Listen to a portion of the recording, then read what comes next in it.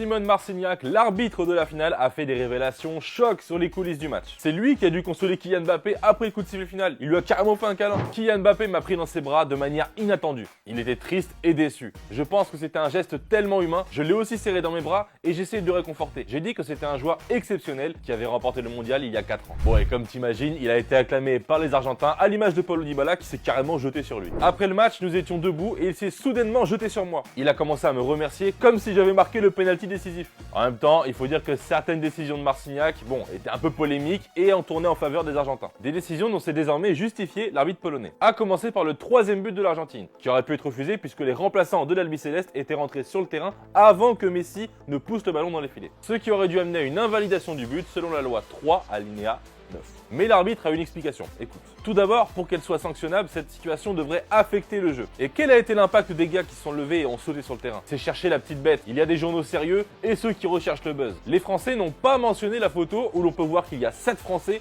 sur le terrain lorsqu'Mbappé a marqué. Marcignac a aussi révélé que sur l'action litigieuse sur Marcus Thuram dans la surface à la 87e minute, qui aurait pu offrir un pénalty décisif à la France, c'est lui qui a pris sa décision. Les arbitres du VAR ont d'abord suggéré qu'il y avait faute et donc pénalty sur l'attaquant français. Mais après une étude plus approfondie des images, ils ont choisi de ne pas l'avertir et de s'en tenir à sa décision de sanctionner Thuram pour une simulation. Pourtant, l'arbitre chargé de la technologie vidéo lors de la finale a avoué avoir douté sur cette séquence lors d'une interview accordée à la chaîne polonaise TVP Sport. J'ai eu 3 pénaltys qui ont été très bien dictés par Simone Marcignac. J'ai eu 2 situations avec un carton rouge potentiel et une simulation extrêmement difficile de Thuram, et rappelons que parfois une simulation est dans la balance avec un pénalty. Les arbitres VAR se fient souvent au premier sentiment. Dans cette situation, il s'agissait soit d'un pénalty, soit d'une simulation. Dès que Simone a décidé de la simulation, j'ai dit qu'il devait arrêter le jeu et que nous devions d'abord tout vérifier. Bon, après, il a aussi reconnu qu'après analyse, l'arbitre principal avait raison. Heureusement, j'ai pu voir dès la première image que ce serait juste. La deuxième n'a fait que confirmer pour moi. Eh bien, cela signifie que la décision prise sur le terrain était correcte.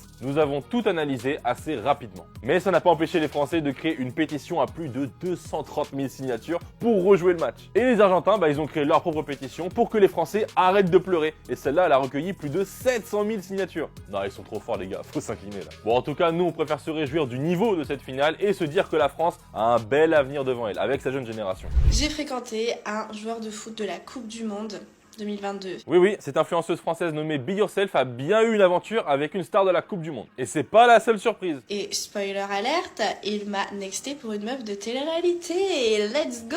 Mais alors qui c'est? Tu vas voir, c'est elle qui va te le faire deviner. Premier indice, le signe distinctif. Sur ses photos officielles de foot, là, de Coupe du Monde, d'équipe, il a un gros pansement sur le nez. Ouais bon, en même temps, faut dire qu'il a pris des risques quand même avant le mondial. Il est venu au laser game avec nous.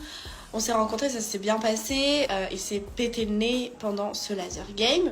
Alors qui c'est? Rudiger? Non, deuxième indice, la ville où il vit. Je vais pas trop parler parce que vas-y, c'est la Coupe du Monde. Je savais qu'il allait être dans un mindset de foot à mort et normal quoi. Donc vas-y, on reprendra notre relation, en tout cas ce qu'on avait commencé quand il reviendra sur Angers et voilà. Ah, Angers, intéressant. Donc le joueur en question joue dans le championnat français au SCO d'Angers, ok. Allez, indice numéro 3, son parcours.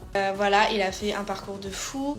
J'en vois qu'un, du coup, c'est le Marocain Azdin Ounahi. Et oui, c'est la bonne réponse. Voilà, on félicite Ounahi pour sa très belle Coupe du Monde, mais en revanche, pas top la manière dont il a traité cette fille, en tout cas d'après ce qu'elle dit. Et après, j'ai vu des articles comme quoi, oui, le célèbre joueur dont tout le monde parle est en couple avec une meuf de télé-réalité et tout. J'ai vu les articles, j'étais en mode ok. Je lui ai envoyé un message, du coup, il m'a lâché un but. Bon, ouais, t'inquiète pas, Be Yourself, y a pas que toi, y a aussi l'Espagne, le Portugal et la Belgique. Eux aussi, ils sont restés en vue.